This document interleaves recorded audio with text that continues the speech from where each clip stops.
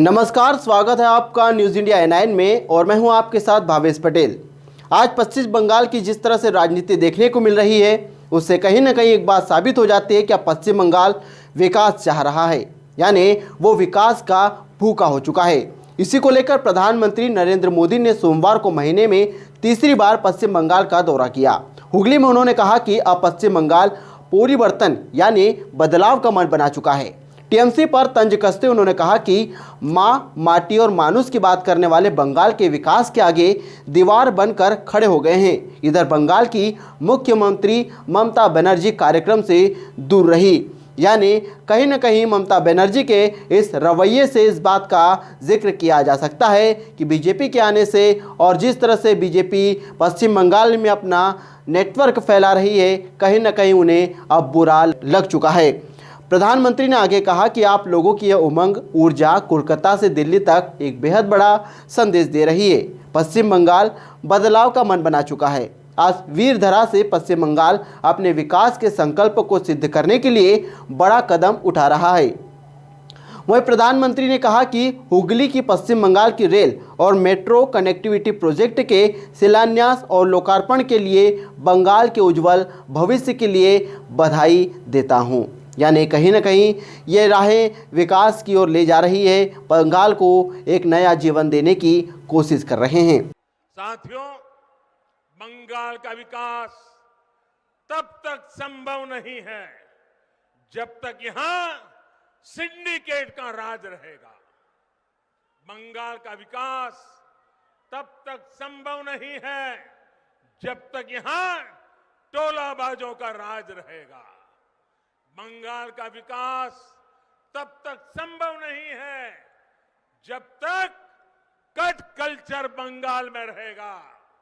बंगाल का विकास तब तक संभव नहीं है जब तक शासन प्रशासन गुंडों को आश्रय देगा। बंगाल का विकास तब तक संभव नहीं है जब तक कानून का राज पश्चिम बंगाल में स्थापित नहीं होता। ये तब तक संभव नहीं है जब तक पश्चिम बंगाल में सामान्य जन की सुनवाई करने वाली सरकार यहां नहीं बनती है। इसी स्थिति को बदलने के लिए आज पश्चिम बंगाल के कोने कोने से आवाज आ रही है, আর নয় অন্যায়, আর নয় অন্যায়, আমরা আসল পরিবর্তन চাই। प्रधानमंत्री ने आगे कहा कि पिछली सरकारों ने बंगाल में विकास नहीं किया। दुनिया में जितने देश गरीबी से बाहर आए या गरीबी मिटाने में कामयाब रहे या विकसित बने, सभी ने एक बात कॉमन है, इन देशों ने अपने यहाँ सही समय पर बड़ी संख्या में इंफ्रास्ट्रक्चर का निर्माण किया। आधुनिक हाईवे, रेलवे, एयरवे ने इन देशों को इन्हें आगे बढ़ाने में मदद की। ये एक प्रकार से परिवर्तन का बहुत बड़ा कारण बना। हमारे यहाँ यही काम दशकों पहले हो जाना चाहिए था, लेकिन नहीं हुआ। आज इस वीर धरा से पश्चिम बंगाल अपने तेज विकास के संकल्प को सिद्ध करने के लिए एक बड़ा कदम उठा रहा है। पिछली बार मैं आपको गैस कनेक्टिविटी के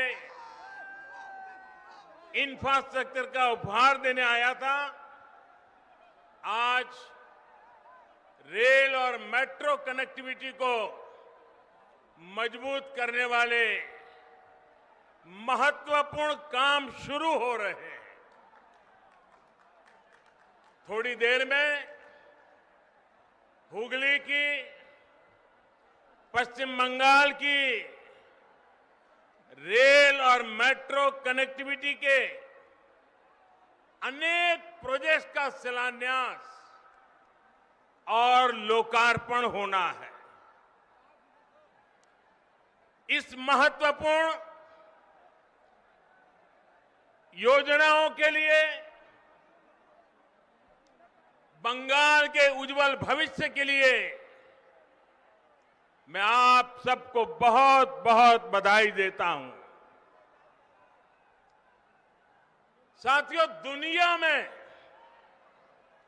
जितने देश गरीबी से बाहर आए या गरीबी मिटाने में सफल हुए या विकसित देश बने, ऐसे सभी देशों में एक बात बहुत कॉमन देखी जाती है।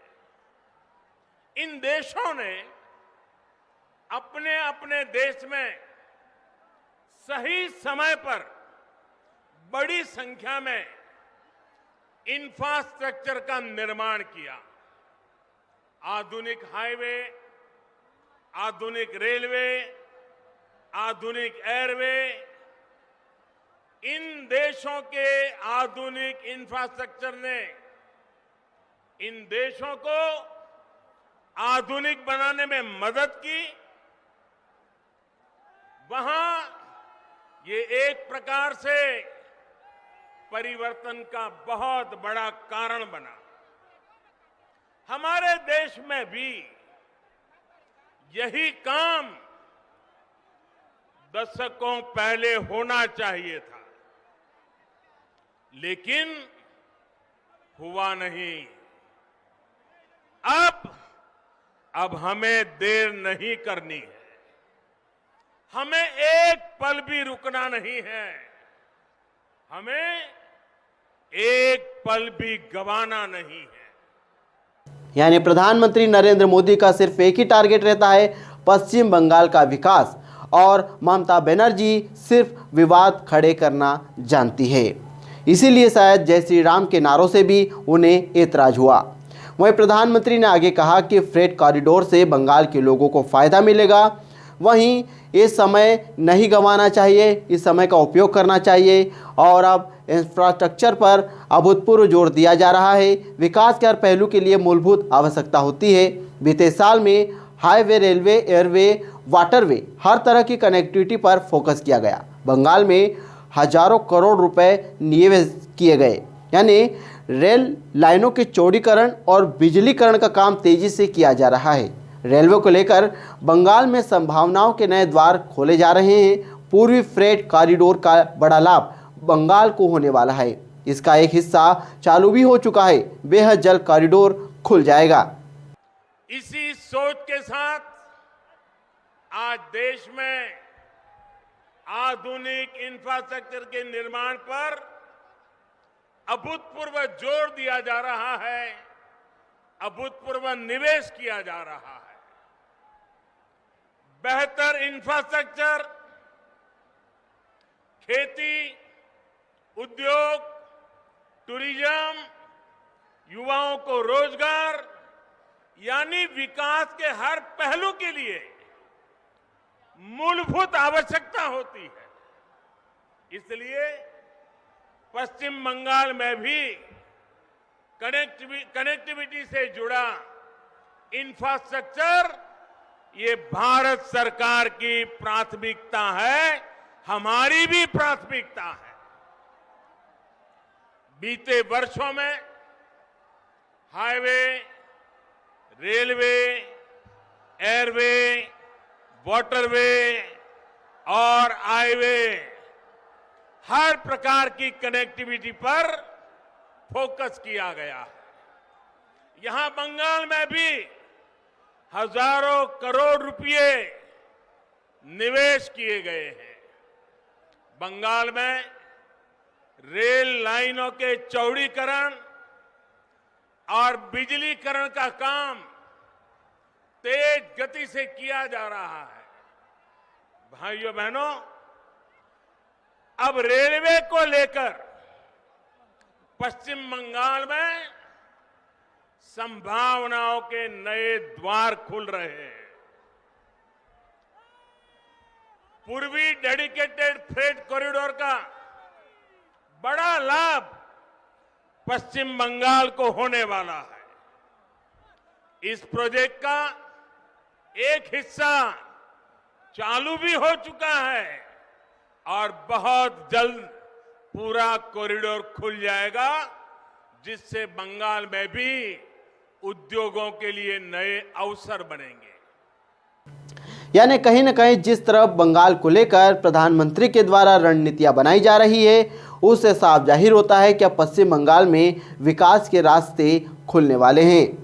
वहीं आपको बता दें कि इससे पहले प्रधानमंत्री मोदी ने सोमवार को बोगाईगांव स्थित इंडियन ऑयल की इंडमैक्स इकाई, डिब्रूगढ़ के मधुबन स्थित ऑयल इंडिया लिमिटेड का सहायक टैंक फार्म और तिनसुकिया के हेबेड़ा गांव का गैस कंप्रेशर स्टेशन का लोकार्पण किया। प्रधानमंत्री ने धेमाजी इंजीनियरिंग कॉलेज का उद्घाटन भी किया। साथ ही सुआलकुची इंजीनियरिंग कॉलेज की आधारशिला भी रखी।